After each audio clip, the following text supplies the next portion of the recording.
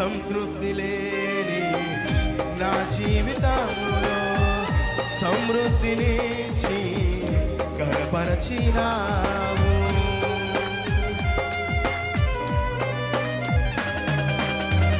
సంతృప్తి లేని నా జీవితంలో సమృద్ధినిచ్చి కనపరచినావు. నా మురికి జీవితాన్ని ముత్యముగా మార్చి, నా మురికి జీవితాన్ని ముత్యముగా మార్చి,